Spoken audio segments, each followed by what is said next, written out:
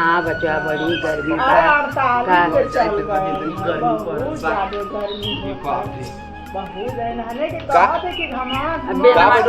हाथ दुखा जाए। बड़ी गर्मी पड़त बा बड़की माई। लेकिन दहेजरू के नाती लोग अरे माई काम बात दहेजरू के नाती मत बनावा। हम जिद करिया तू पतो मती रहा। हम नहीं रब्बो देखा। अरे अम्मा ऐसा तो आपका नतिया कुल हम तो हम का करी। हां बड़ी गर्मी बा। इतनी गर्मी है तनी उन पाती नाती बनौले बाणी कुलहिन के। हां तो हम का करी। अरे हम आवतली पतरई से बड़की भाई फनी गर्मी लेके घूमत हवा गर्मिया में दूसरा लिमका पी लेता ठंडाई जाता। बड़ी गर्मी बा। राजस्थान में 120 पानी लेके चल ना लोगन बाटल में ठंडा लेला बाटल में नहीं लेला माजा लेला ईगुल पी के चलबू तो औरो लुइया लग जाई। हां लग जाई त का नींबुआ पेटवा तो ठंडा में रही। नहीं बड़ी गर्मी बा। एक खेत चुनिया बुढ़वा बा सरबा ओके तो तनको ध्यान ना हां ओ सारे के तनको ध्यान ना घूमला ऐसा जनाला कि ओकरे नियत के भैया ना बुढ़वा बहुत बदमाश कहां डूबल। हां देखा चार लोग कैसे पसीना पोछत आवत हुआ। बच के मार दी मर जीवा सार उधरा लोग। अरे बारिश होई तो कुल ठंडा जाई जायदा लोगन। बुढ़वा का तो बाता छोड़ा उतर सरवा जनालो करनिया के भैया ना घूमला एकदम अभारा नियर मार दिल लटक के झुराए जे। मछली खा के औरो मरे लगी। देखा करे लाश शरम नहीं बा। सर बर्फ का पानी दे यहाँ पे रगड़त रह। देखा आएगा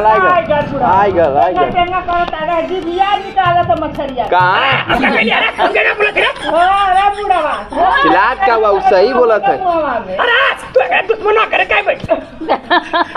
आवत रही गर्मी लगत रहा बैठ गई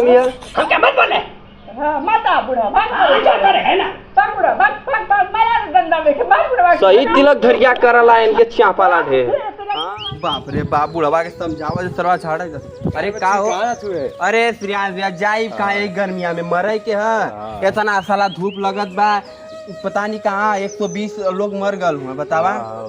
अब एक बुढ़वा चुनिया सारे के तन को ध्यान ना बा आ लल कल्लू बिया घरे बड़की उड़की मम्मी रहनी है समझैनी है तो सरवा उनके झटक के चल गल कहली कि कहीं मत घूम। अब जाई ओकरा लइका से बताई सार के मार दी एकदम लू फुल लकड़ी ला के मरियन दांत चियार के तेरे के पूरी खाए खोई उनका ठीक से चलत ना चल तो समझा दी सारे के ठीक। ये बुढ़वा से कर रही कि सब्जी में पानी दे दिए इतना धूप है इतना तेज। हाँ नहीं तले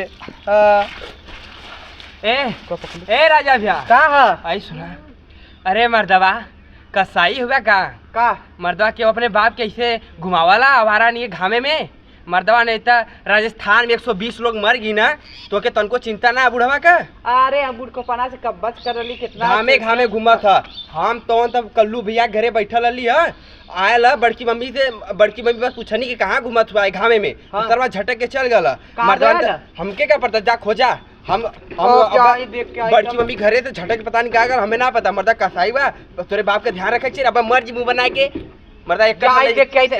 लोटा ले ले हम जाते हैं बुढ़ऊ की खोज के लेके आवत। हमारा हालत खराब हो जाता बुढ़वा तो बूढ़ सर चले बाबू चल तू चल घर चल। अरे यार गर्मी बहुत ज्यादा ये बड़का बाबू हमारे बाबू की देखला। अरे यार देख लिया हरे जाओ ना प्यार से। अरे वो हरा नदिया और अरे बहुत गर्मी है उन्हें समार के बुढ़ौती का शरीर कम मर न जा। देखो तो कितना गर्मी है उन्हें बच बचा के कूलर पंखा के रह चाहिए दिन दोपहरिया वो घूमत रहत हुन। हाँ वो उन्हें एकदम समझ के रह चाहिए कि हमारा लड़का समझाओ तो समझ जाई। हाँ नहीं तो जाई देखी और गल वो ना देखला ना। हाँ देखा। अच्छा जा देखी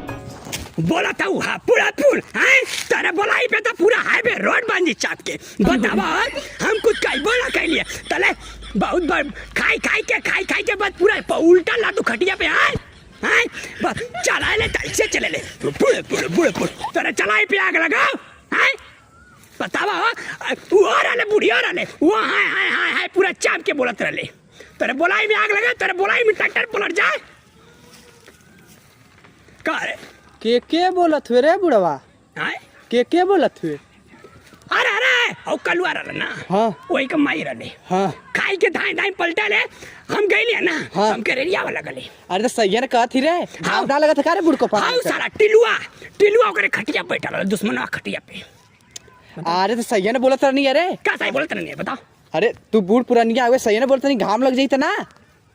कैसा गर्मा तो रे तो छोट बड़ के लाइन ना करे अरे ना रे भैया बोल बोल अब भाई मार भी एक बड़ा का झूल जीवा बता दे आई हो माई अरे पप्पाई का को दे ले रे भैया करे हम के मरबे सब्जी में पानी डलवा के आवत है जब सब्जी जन बोले रहा ना मैं पानी भर के आवत है और तो जो ना तिलक दरिया का जो नौकर सथवा रहा टिनुआ का नमो अरे कहाँ ना गिली अरे हाँ ये मार गांव भर चर्चा कैले रहल है कि बुढ़वा वो बुढ़िया को मार बोलत नहीं तो है कि घाम में के लाज शर्म ना है अरे ना रे हमके घाम ना लगत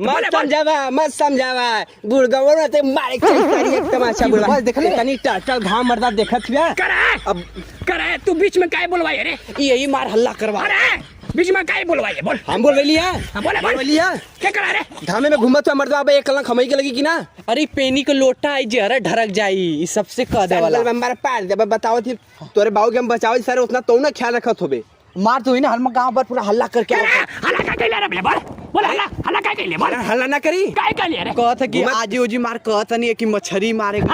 सही बात अब आई पकड़ ली राजा हम आइले बुढ़िया तब हमके घर मात्र ले या ये बैठल ला साला आग लगी ले आग लगी ले रे ए आग ना लगी लियो हां बोले बोल गर्मी के बारे में तुके तनको पता है के देखत वे मारी उलाट के तो का गांव बनवे बाऊ के ठोकर बेरे मार साला के मार करे भैया मई के तू ने बोलबा हई तोर बाप हब मर जे दाचिया के नहीं पापा करा लगा ना बाबूजी ना अरे साला का बिना 18 साल का लवंडा ये बोले कौन पहले इनके गर्मी में काय घूमत है तना हमारा मर्जी है बोला कैसे तार मर्जी है गर्मी के बारे में तुमको सुनत हुआ क्या गर्मी आ रहा बता राजस्थान में 120 लोग मर गई ना वो बूढ़ जवान ना मरलो हमारा तो हट्टा कट्टा ये देखा आई तार सरिया एक से मारो धाजी गर्मिया तो गर्मी लगा सिनवा मार तो लिहा बहुत कड़े मल्ला तरिया करे रे मल्ला से घूमत अब मर्जी बा तेरा ही करे कोई पैसा ये बात छोड़ हमरे बाबूजी के सिनवा कान करे बे समझावत तू अभी काय गरमा थुरे बिया उ नदी गला ना मछली मारे कितना पैनी है बाबूजी हम पांच चुरा ले लिए बोले हां तब रे बोले मछली मारे गला हम लोग बाबूजी हम लोग बनाएंगे खाएंगे बोले जुस्सा बनी बोले पूरा मछली का जुस्सा बनी मां की पूरा गरमा बोले मिल गिला कारे कुलने अरे मारे उलाट के मार के खिले करे बिया के मारे एक में एक को पीस ए मारो जे ललची हम पूछ गली वो करियावा के कलुआ के घर में बैठा लाला कुछ आग लगलो दुनु बुढ़ियो रहले हां अरे हम कुछ ना कैली है क्या कैले रे बस हम तोहरम ख्याल रखत कि गर्मी में मत घुमा राजस्थान में 100 अरे ना गर्मी हम घूमब क्या करबे बोल का करबे घूम बाबूजी हमार घूमिए बोले हां बोले सही कथा हमार लइका रे हां घुमाबा तो घुमाबा तब जात चार के मरियन ना ए ना मरे बाबूजी भी हमार हट्टा कट्टा नहीं देख ले फुकाऊ ना जाब तो ना मत जाए हमार बाबूजी हट्टा कट्टा हां देख ले हट्टा कट्टा हट्टा कट्टा नमस्ते प्रणाम आज भोजपुरिया श्रोता समाज के पैर छुके प्रणाम करत तानी भैया आज देखबे कहनी कि आज के वीडियो में कैसे बाबा के पूरा गांव समझावत रहल कि धूप में मत घुमा भैया आजकल का गर्मी तो जानते बाड़ी भैया 47-48 डिग्री चलत बा कितना लोग का जान चल गया राजस्थान में 120 लोग मर गए भैया यही भैया इस वीडियो का मतलब यह समझावेगा कि बूढ़ पुरनिया हो चाहे जवान हो चाहे बुढ़ा हो चाहे लड़का हो भैया घर में दबा के रखा भैया गर्मी बहुत चलता भैया तब तक लिए इतना ही काफ़ी है चलते हमारे बाबूजी का नदी मछली मारा है